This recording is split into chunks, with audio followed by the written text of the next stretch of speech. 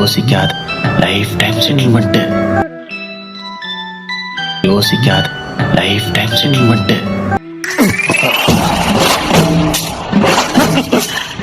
ஜமீன்தார், குட்டி ஜமீன்தார், life time செட்டில்மெண்ட்ரா தம்பி, life time செட்டில்மெண்ட்னு சொல்லி பாய புடுங்கி பார்க்கப்பட வச்சிட்டீங்களடி.